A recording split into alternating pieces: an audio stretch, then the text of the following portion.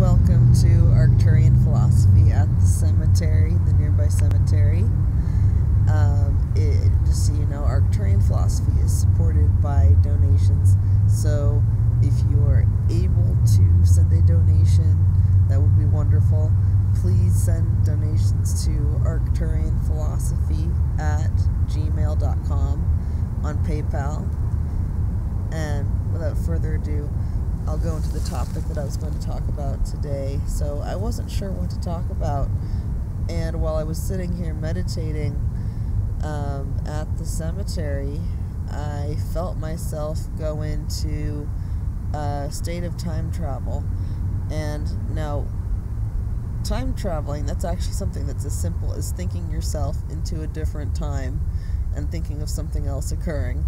That's really the bulk of what it actually is. And I saw an image of myself going back into the military lockdown facility and telling myself, I know it seems like you're gonna die. I know it seems like they're doing all these experiments on you, but it's gonna be okay. You're gonna get out. And then I thought, this can't be real. But then I thought to myself, when I would go in the shower sometimes, because water raises your vibration, when I would go in the shower sometimes, I would see visions of myself outside in the desert telling myself that I was going to be okay and that I was going to escape, and that it was me from the future trying to tell myself that I actually have memory of things like that occurring. And I stopped suddenly and I thought, I think I have exactly what I can talk about for today's topic on Arcturian philosophy.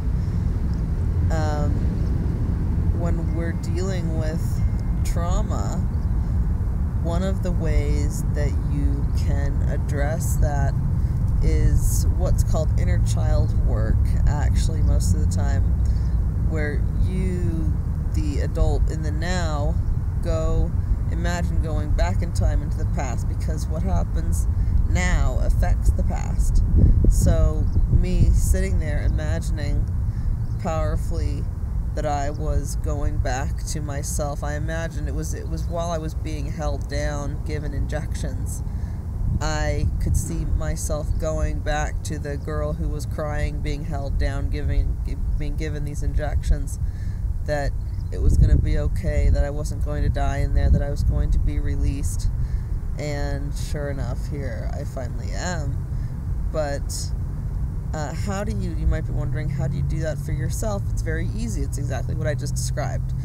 What you do is you imagine a trauma that you've gone through. For example, for me, being held down and given those injections was pretty traumatic. And what you do is you imagine you in the present going back to that person in the past and doing what it would take for that person to feel at peace with, or happy in their situation. And so apparently me telling myself, you're going to get out, you're going to get people to give you crystals, you're going to be able to have a good life. That was apparently what I needed to hear. Also, I didn't mention, but if you have any crystals, you can donate. One person is able to donate some crystals to me, so thank you so much. I want you guys to know I'm not some kind of fraud trying to take your money. I had to have Bashar tell me that I needed to do this, when I needed to ask for people's help. I'm also going to describe how I met Bashar, and that was in this facility. I was being experimented on, and so was he. What you don't hear on nice channelings is that Bashar, because of his talents, he has a similar kind of frequency ability as I do. We get experimented on. And so they devised some kind of experiment to do on us as to how we would react. He was being told to harm me, and I was just simply being subject to all kinds of duress, of my pillows and blankets being cursed, of being, zapped, in different ways, scars in my eyes and all kinds of things of that nature, and and carbon monoxide being blown throughout the different vent systems, and me having to run around like a guinea pig in a maze to try and avoid the carbon monoxide, different stuff like that. And so that's actually how we became friends, because he would keep refusing to harm me, and I was awake all night just trying to avoid the different stuff. He actually told me there's a war going on Mars.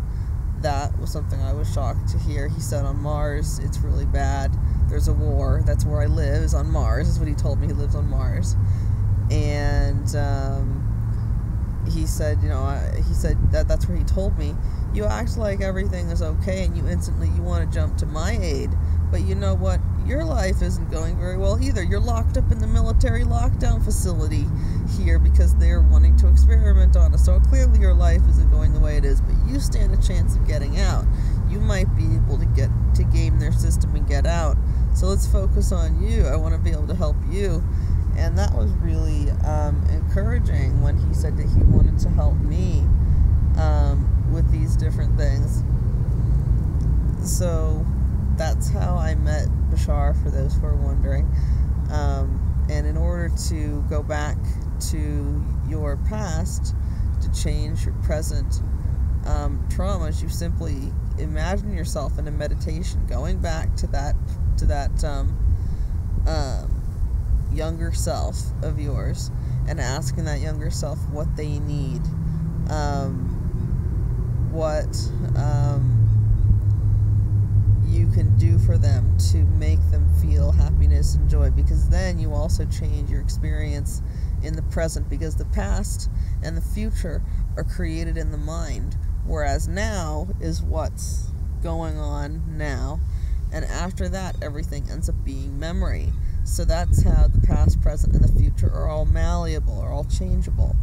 So I hope that you've gained some insight from this episode of Arcturian Philosophy. I will talk to you all later, and please donate. Again, that's to arcturianphilosophy@gmail.com on PayPal. Please donate. If you have any crystals or anything that you're not using, a bike, anything that you'd be able to donate, please let me know. Or if you'd like to talk, please send me an email. I've thought to myself I can do something kind of like question and answer, where people send me questions, I can give answers probably. So how about we could try something like that as well. And my email is arcturianphilosophy@gmail.com. I look forward to talking to all of you guys. Thank you, and have a wonderful Sunday.